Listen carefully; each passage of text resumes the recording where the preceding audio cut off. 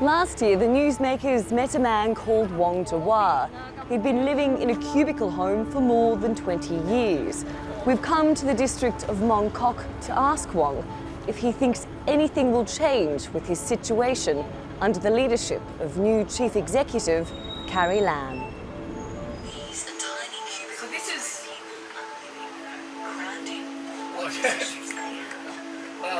It's the same. What's changed since last year? No change. No place. Wong has been living in this particular cubicle home for about 4 years, waiting for a spot to open up in public housing. And he has no idea if he's any closer to getting a home that's bigger than a box. No, not yet. No news. no paper, no legend. And I don't want to ask them. Ask them how long I will wait. Just they will send that for me, and then what hour to take the house. He gets money from the government to pay the rent of about $200 a month.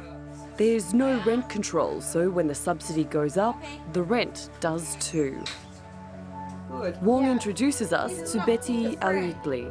Here, she's my only best friend.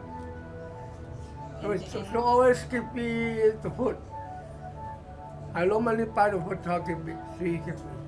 I ask if the city's new leader, Carrie Lam, can comprehend what their life is like. Can. Not can't. Can. What could she do? An echo of the almost 250,000 people waiting for a spot in public housing.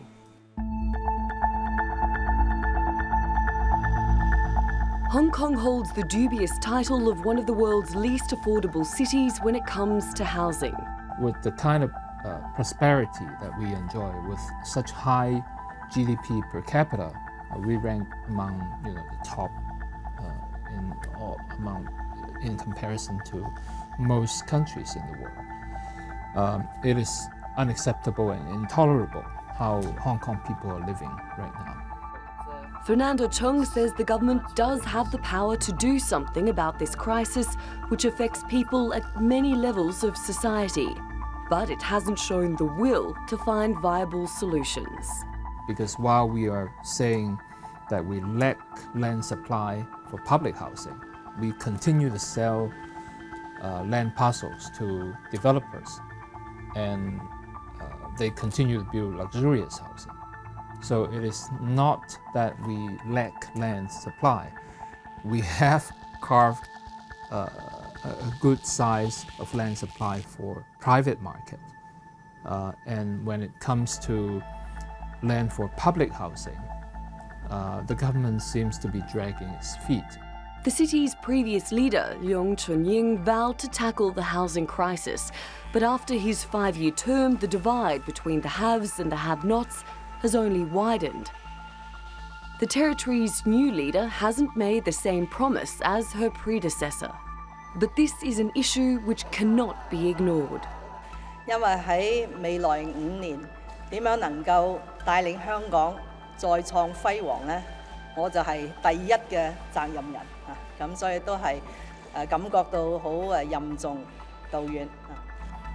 But how can a city be resplendent when people cannot even afford a space to call home? Natalie Pohunen, The Newsmakers, Hong Kong.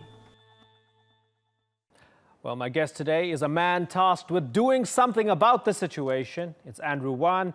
He's a legislative councillor for the Democratic Party and a member of Hong Kong's Housing Authority and its subsidised housing committee. Andrew, thank you very much for joining us. The situation is not great. People in these cages or in cubicles, they're graduates who are supposed to have decent housing. They don't have it. What are you doing to make it better? I think the Hong Kong housing problem is basically affected by some internal as well as external factors. I think the internal factor, for example, the collusion of the government, the businessmen, and the giant corporate and the landlords, and even sometimes we suspect the triad society members. It is the main reason why the government has a tendency to protect the vested interest group in Hong Kong. So you say there's collusion. For this reason, we don't have... So, yeah, you say there's collusion. Sorry to interrupt you. You say there's collusion. You are in government. How do you fix that from being within government? It's your responsibility, right? In the Hong Kong situation, we are on the downside, honestly, because only 1/3 of the seat of the council, of the Congress, are occupied by the pan-democrats, we called.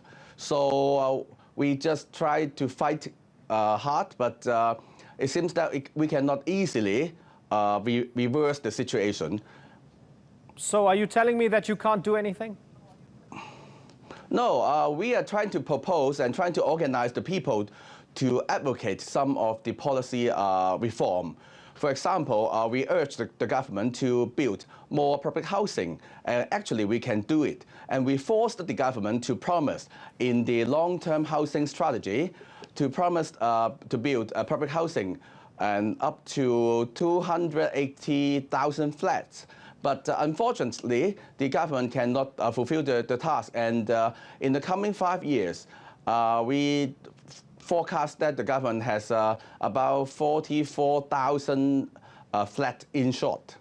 So we just can try our best to do better.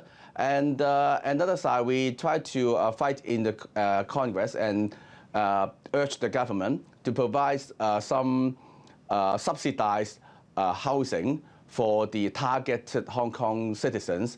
For example, we have housing called home ownership schemes, which is a private sector housing, but subsidized by the government. We urge the government to provide such kind of housing and mark the price according to the construction cost and the affordability of the targeted families. That is what I'm going to do, and I hope, because you know that it is a new government phase. Just a new governor of Hong Kong, the new chief executive, Carrie Lam, she just inaugurated, and we urge her to follow our proposal. I hope that she is going to listen. Yeah. Does it embarrass you that there are parking spots for sale for $600,000 in Hong Kong? Yes, I have heard some more expensive case also. Some car parking came up to 1 million or over 1 million Hong Kong dollars. That is ridiculous. I think it is the most expensive in the world. Yeah. Do you trust Carrie Lam? I just want to say, especially she is a new CE, chief executive, I hope that she can keep her promise and the pledge in the election. Although she is not elected by the people, she seems to be appointed by Beijing government, by the election committee, formed by only 1,200 people. But at least we have to wait and see. We try our best as a congressman. We hope that our proposal, our advocacy, can be listened by the government. Okay, Andrew Wan, we wish you all the best. Thank you very much for joining us.